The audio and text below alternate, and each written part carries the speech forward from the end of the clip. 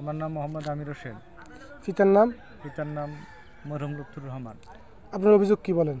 আমার অভিযোগ হচ্ছে আমি 2022 ছাব্বিশে আগস্ট আব্দুল খালেক বাদল থেকে মেসার বাইবা ব্রিক্স মিয়ারবাড়ি হারুনুর রশিদের নামে এক ব্যক্তির নামে ক্রয় করি আব্দুল খালেক বাদল বাই থেকে। এমত অবস্থায় আমি ফিল্ড ওই সিজনে 4-5 মাস চালাই। এরপরে আব্দুল খালেক বাদল সহ সালাউদ্দিন টুপি মিয়া সহ ফিল্ডটা জবরদখল করি নেয়। বর্তমান ফিল্ডটি আওয়ামী লীগের এক নেতা 19 নং তারিগঞ্জ ইউনিয়ন বরান চৌধুরী এবং বিএনপির এক নেতা হাজী নুরুল আমিন সাহেবের দখলে আছে। তারা জোরপূর্বক দখল করে রাখছে, আমাকে কোনো দখল দিচ্ছে না। আমি এই অবস্থা প্রায় 1.5 থেকে 2 কোটি টাকা মানুষের দেনাখানা আছি, কোনো সমাধান হচ্ছে না। আমি এর সুষ্ঠু বিচার মাননীয় টিউনর সাহেবের কার্যালয় কামনা করি। আসসালামু আলাইকুম রহমতুল্লাহ।